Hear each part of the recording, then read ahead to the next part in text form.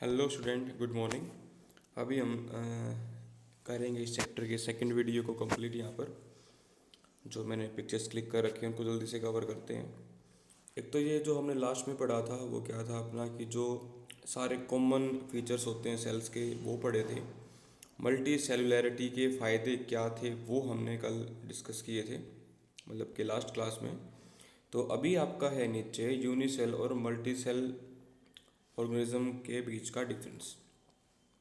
ये जो डिफरेंस है, ऐसे मैंने कहा था कि रिपीटेड पार्ट को मैं अवॉइड करूँगा जितना ज़्यादा हो सके। तो ये जो मैंने बुक के पेजेस पे से कवर किया था, लगभग सारी बातें वही हैं, बट एक बार आपको इसे पढ़ना ज़रूर है ताकि कुछ बच ना जाए। अगर कुछ ऐसा मिलता है जो समझ में नहीं आए तो मुझे ज़रूर बताना। ये क्वेश्चंस थे, आई थिंक मैंने आपको ये भी भेज रखे हैं जहाँ तक मुझे याद है। तो अगर ये वो क्वेश्चन हैं जो मैंने भेज रखे हैं तो ठीक है, अगर ये नहीं है तो आप मुझे बता सकते हो। चेक करके बताना मुझे ज़रूर एक बार। अब आ गया आपका next part which is shape and size of cell.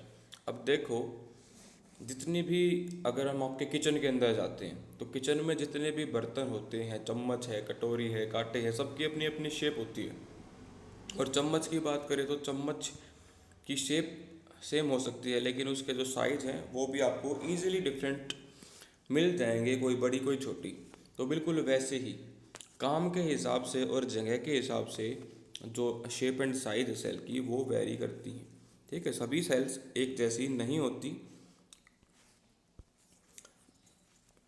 Organism are not similar, मतलब सेल्स जो हैं अलग अलग जीवों की वो सेम नहीं होती। They may be different in shape and size, वो अलग भी हो सकती है even in the same individual. एक ही जीव के अंदर अलग अलग साइज की, अलग अलग शेप की, अलग अलग स्ट्रक्चर की सेल्स प्रेजेंट होती हैं। ठीक है, भले ही उनका जो काम है end of the day same ही हो, बट देखो काम सेम कैसे रहेगा, जब वो चलाते एक जीव को है तो उनका मेन जो पर्पज़ है वो है उस ऑर्गेनिज्म को चलाना, रन करना, उसको जिंदा रखना। तो एंड ऑफ द डे तो क्या हो गया, काम तो उसको सेम ही हो गया, लेकिन फिर भी वो अलग अलग जगह पर अलग अलग शक्ल सूरत की, कद काठी की हो सकती है। The position in different cell is mainly due to their different specific function. I think ये पोजीशन ही होगा। डिफरेंट सेल की क्या है, अलग अलग होगी उनके फंक्शन के हिसाब से। फॉर एग्जांपल देखिए, जो नर्व सेल हैं आपकी बॉडी की, वो इम्पल्स को कन्वे करते हैं, मतलब बॉडी के अंदर होने वाले मैसेज के ट्रांसफ़र को इलेक्ट्रिक सिग्नल की फॉर्म में इधर से उधर कन्वे कराती हैं, लेके जाती हैं, लेके आती हैं। लेकिन जो स्किन सेल हैं वो आपकी बॉडी को प्रोटेक्ट करने का काम करती हैं।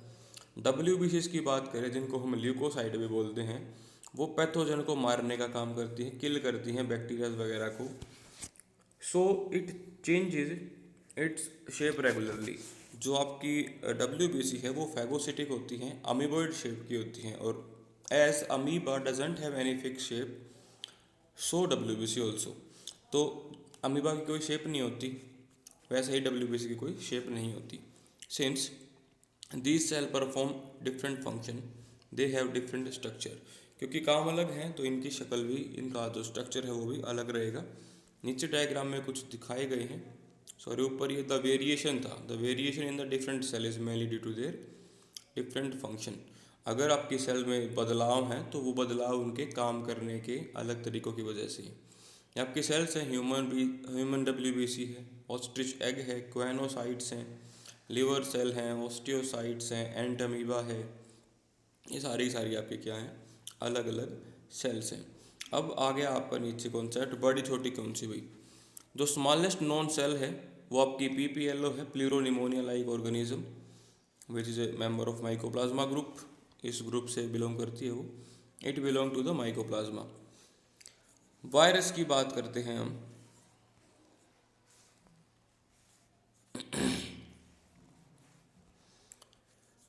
Virus are smallest creature, however they are not cellular, उनको सेल्यूलर भी नहीं माना जाता। The largest cell is ostrich egg, सबसे बड़ी सेल की बात करें। Egg have reserve food material हैं, generally have the larger size. और अंडे बड़े क्यों होते हैं, क्योंकि उनके अंदर ग्रोइंग एम्ब्रियो के लिए फूड पहले से स्टोर होता है।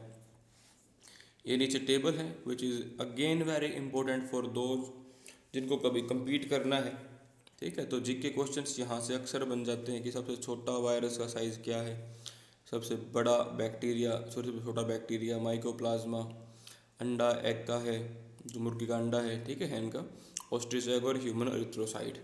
अब देखो टेक्निकली हमें साइज याद नहीं करना होता, ठीक है। जो ऊपर आई थी चीज़ें कि सबसे स्मॉलेस्ट माइकोप्लाज्मा था आपका पीपीएलओ, और उसके बाद सबसे लार्जेस्ट ऑस्ट्रिच एग था। तो आपको ये चीज़ें ध्यान में रखनी होती है, ना कि इनके साइज। हाँ, अगर कोई साइज याद रख सके तो बहुत अच्छी बात है।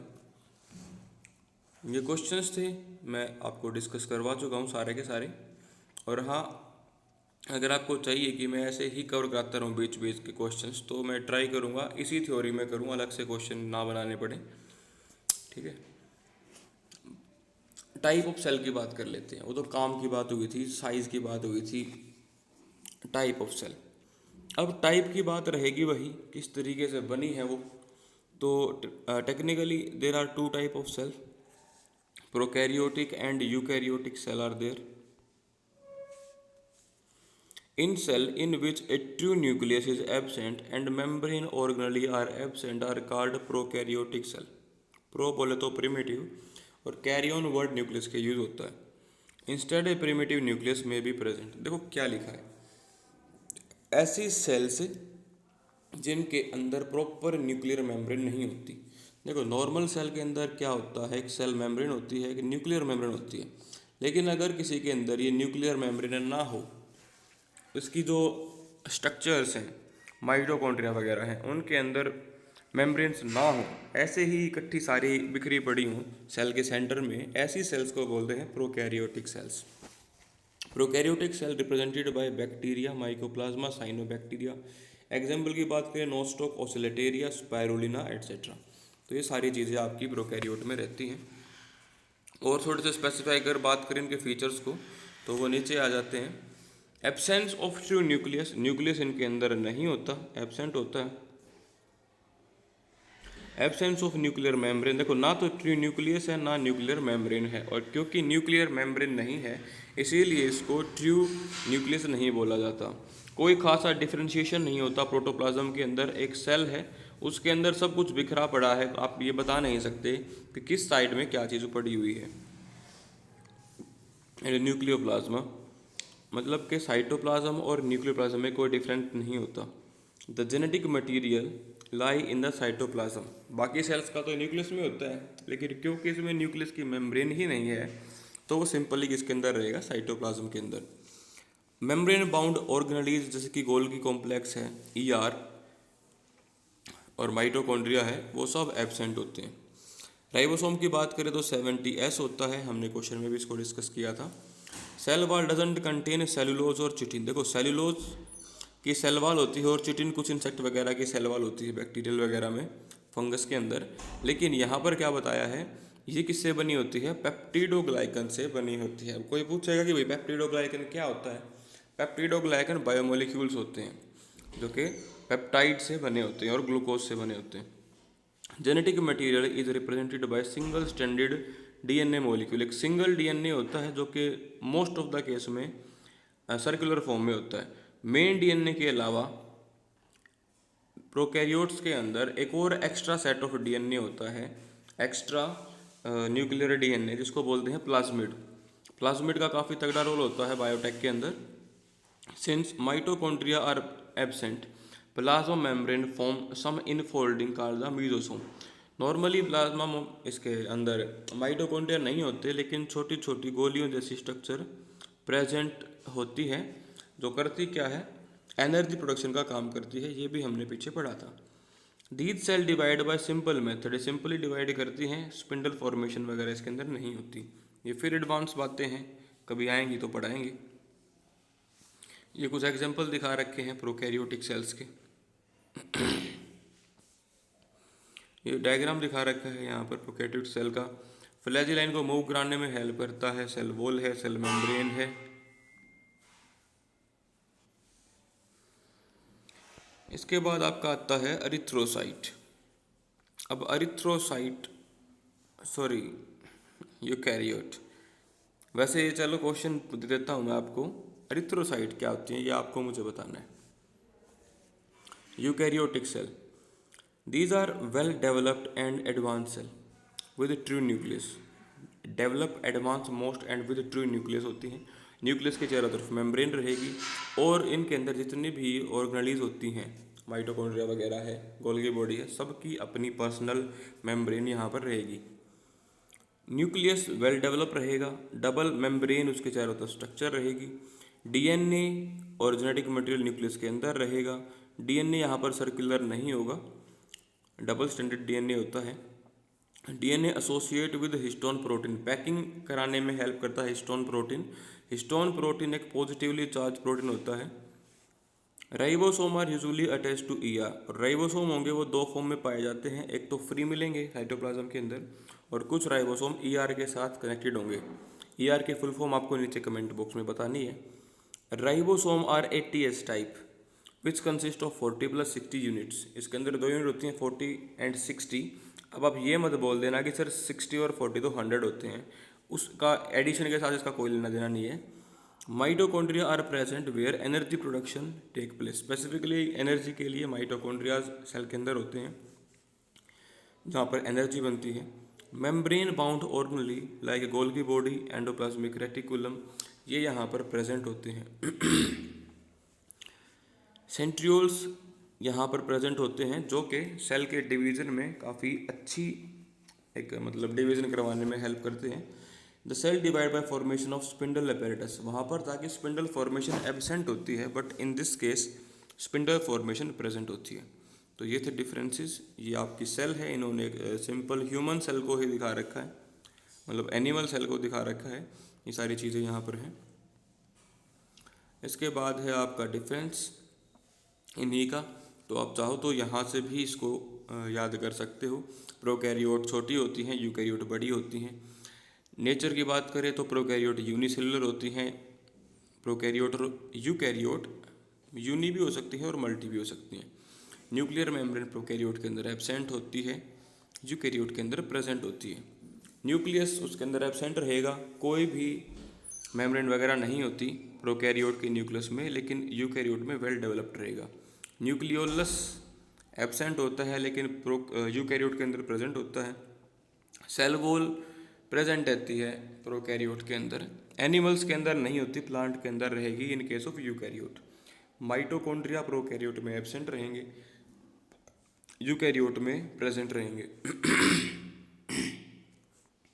रेस्पिरेशन मीजोसोम्स के थ्रू होता है प्रोकैरियोट में, और यूकैरियोट्स के अंदर साइटोप्लाज्मा और माइटोकॉन्ड्रिया की हेल्प से रेस्पिरेशन होता है। सेंट्रियोल्स की बात करेंगे तो प्रोकैरियोट के अंदर सेंट्रियोल एब्सेंट रहेंगे, यूकैरियोट के अंदर प्रेजेंट रहेंगे, वो भी सिर्फ एनिमल्स के अंदर, प्लांट के अंदर नहीं। राइबोसोम 70 यूनिट के रहेंगे, लाइक 50 एंड 30 नोट। देखो अब यहाँ पर भी 50 और 30 80 मत कर देना, ठीक है, ये अलग मामला होता है, इसको कभी फिर डिस्कस करेंगे। फ्लैजिला की बात करेंगे, एनिमल सेल वगैरह के अंदर बात करेंगे तो 9+2 का अरेंजमेंट होता है, और प्रोकैरियोट के अंदर सिंपल होता है। एक्स्ट्रा डीएनए, क्रोमोसोमल डीएनए जिसको हम प्लाज्मिड बोलते हैं, वो प्रोकैरियोट में तो होता है लेकिन यूकैरियोट में नहीं होता। अब इसके आगे बहुत सारे डिफरेंसेस हैं, सभी हम क्या करेंगे पढ़ के, ना आपको इतने याद रखने हैं ना आप रख पाओगे, तो 6-7 मेन आप याद रख लेना। अब बात आ गई, अगर यूकैरियोट की बात करें तो क्या उनकी भी फर्दर टाइप होती है? Yes, there are types. Simple सी है वो, इन्हीं को हमने पूरे चैप्टर में पढ़ना भी है।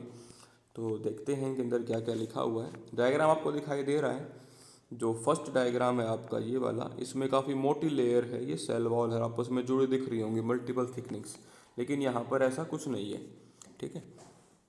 तो देखते हैं अभी चीज़ें कैसे वर्क करती हैं, क्या इसके अंदर दिया गया है।